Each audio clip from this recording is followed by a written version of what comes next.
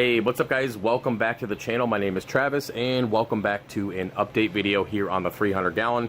Now we are going to look at the 120 gallon tub here as well because they are attached to the system. Now what you don't see is over here, it's where it's dark, is two low boys. One is currently a refugium and the other one is going to be a new grow out tank with some budget lighting. So stay tuned for that video. I'm going to show you guys a budget series when it comes to lighting your tanks because I've had some issues with my XR15s. We'll talk about that and again install that new lighting when it gets here. So with that said guys, this is the 300 gallon minus the reflection from the computer monitor behind me, and as you can see it's pretty empty. Now if you're new to the channel or you come to the live streams, that's what the tank used to look like over the course of the last couple years. Actually it's been a little bit longer than that. It's almost going on 3 years. Big Bertha, our Volmingi tank over here in the tub, has slowly destroyed. Where's she at? Where you at, big girl? Well, there's Blue. Where you at? Oh, there you are. You're just blending in. This big girl right here, well over a foot. We'll talk about her in a little bit. But anyways, over the last few years, she has destroyed this tank, and I will do separate videos talking about the impact of the decisions we make when it comes to specific fish, including eels, on our reef tanks and our businesses if you so choose to go that route, because you can also notice that there is not a lot of fish in this tank, and well, that's where the eel comes in. So yeah, what I did is I went ahead and overhauled the tank, and if you missed that series, definitely check it out and you guys will understand everything that's going on. But over the last few months I have put about 50 frags back into this tank, and as you can see they're all relatively small, and it took me a while to figure out what I wanted to put back in this tank. I wanted some higher end stuff. I wanted something that could just change how the tank looked overall once it grew out again, and I also wanted to put stuff back in the tank that was a good seller for me, because at some point I am going to break this tank down and sell all the coral again and kind of do what I did already. And yeah, if you guys aren't aware of this, coral sales and now 3D printing sales are my primary job. That is my business. That's what I do. And that's why I'm so disappointed with my decision with Big Bertha, because it has definitely impacted my financial situation when it comes to growing coral, selling coral. It's all a big thing. Again, we'll talk about it later. But with that said, growing this tank out as quickly as possible to grow the colonies, to be able to make frags and to sell those frags is my primary goal. And I wanted to make sure I had a good spread of coral of what I actually liked to grow in this tank, and also what's good sellers for those of you who are new to SPS. Now, when it comes to the tub here, I've definitely made some changes, and I'm still growing a lot of things out and moving a lot of things around, because again we are going to be adding a low boy to the grow out system here in a little bit, and we'll talk about that. But one thing that I've done with this tub is I've added a lot of these 3D printed acro discs and these 3D printed clips to keep them in place, because Big Bertha here, as you can see, it's kind of dark, but not only was she responsible for destroying corals in my 300, but she's also responsible for destroying corals in the tub. Now, you might be asking, why don't you just get rid of her? Yeah, easier said than done. The boys really like her. I mean, you could easily pet her. She lets you come over here, hang out with her. The boys really like her, and I'm not really in the business of getting rid of a fish that's so affectionate, if that's the word I'm looking for. So with that said, I had to make some adjustments in here. I put these clips in place which hold the colonies up, so I don't have to worry about them getting knocked over, and I still have a lot of colonies I got to get that done with.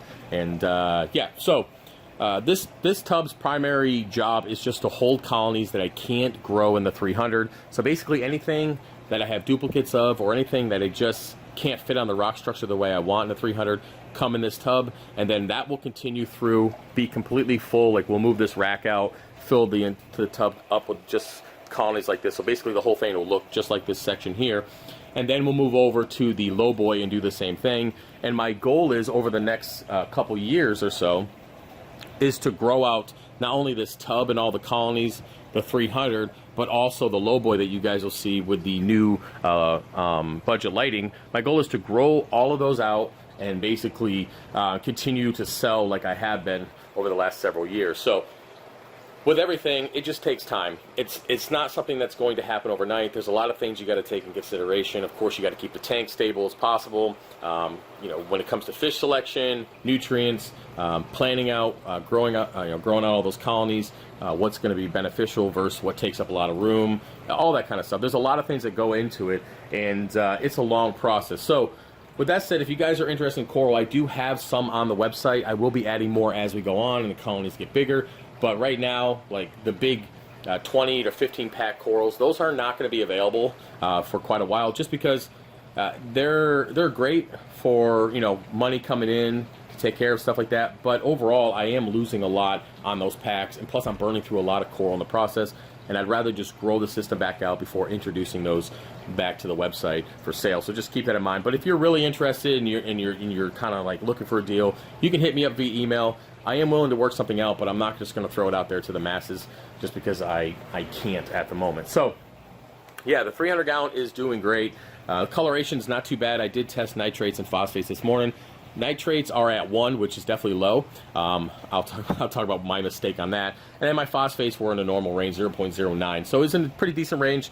Coloration is a little pale on some of the acros. Again, that's because the nitrates are lower. Alkalinity is at 7.9. I like it about 9.5. So I am slowly increasing that. All I did is I dropped the pH level in the calcium reactor just a little bit, and I will do that over the next couple weeks as we bring those levels back up. Now, when it comes to the actual reason why my nitrates and phosphates are a little low, or, well, they were a little low and then they went a little high. I had an issue with my skimmer maintenance. We can sum it up to maintenance. I had an issue with the maintenance, and I basically didn't do what I needed to do to make sure the pumps were clean. They did well. I mean, the skimmer is great, but I didn't clean it as often as I should. You know, lesson learned on that. So with that said, I was feeding normally, but my nitrates and phosphates just kept going up and up and up, and I'm like, what's going on? And I went ahead and I fixed the skimmer, took care of that. They started slowly coming down, and then I added a second refugium just for the sake of continually growing out and keeping up with Chaeto orders.